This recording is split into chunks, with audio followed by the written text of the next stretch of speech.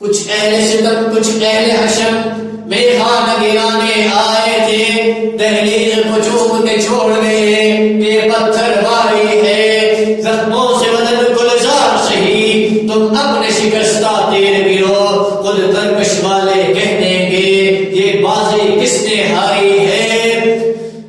میرے قابل احترام بھائیوں، دوستوں اور بزرگوں، آج ہمیں اس بات کا خیال کرنا ہوگا کہ آج کے اس دور کے اندر ہمارے مسلمانوں کے اوپر آئے دن ظلم کے پہاڑ ڈھائے جا رہے ہیں۔ آخر کیا وجہ ہے کہ ہمارے مسلمانوں کو ہر جگہ نشانہ بنایا جاتا ہے؟ کشمیر ہو یا بھارت ہو، فلسطین ہو یا برما ہو، چیچنیا ہو یا بوسنیا ہو، ہر جگہ مسلمانوں کے اوپر ظلم اور ستم کے پہاڑ ڈھائے جا رہے ہیں۔ پاکستان ہو یا افغانستان ہو، ہر جگہ مسلمان گولی اور گاجر کی طرح کٹتا چلا جا رہا ہے۔ ہمیں آج اس بات کی ضرورت ہے، آج ہم امن کا درس تو دے رہے ہیں، یاد رکھو یہ امن کا درس دینے والے یہ آج اپنے ماضی کی حقیقت کو بلا چکے ہیں۔ ہر جگہ امن کا درس نہیں دیا جا سکتا، کسی وقت کی پہلو کو تبدیل کیا جاتا ہے۔ ہاں کہیں ایسے مواقع ہوتے ہیں جہاں پر امن کی رنگ لگائی جا سکتی ہے، لیکن کچھ مواقع ایسے بھی ہوتے ہیں جہاں پر جا کر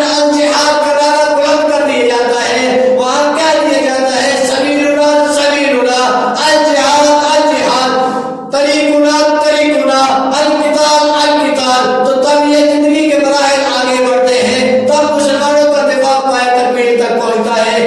اگر ہم نے آج جہاد اور قتال کا اعلان نہ کیا تو مسلمان ساری زندگی کے لیے مغلوب ہوتا چلا جائے گا، مسلمان ڈرتا چلا جائے گا، یہ اہل کفر مسلمانوں پہ بھاری ہوتا چلا جائے گا۔ لیکن ہم نے آج وہ قوت کو جگانا ہے، آج وہ اہمیت جگانی ہے، وہ آج ہمت پیدا کرنی ہے۔ وہ ہمت کیسے پیدا ہوگی؟ اپنے جو حصے کو ماضی کے ساتھ جوڑنا پڑے گا، اپنے اکابرین کے ساتھ جوڑنا پڑے گا، امام حسین احمد مدنی کی تاریخ کو دہرانا پڑے گا، سید عطا اللہ شاہ بخاری کی طرح چہروں کو بننا پڑے گا، امام حسین احمد مدنی کی طرح درس و تدریس کو عام کرنا پڑے گا۔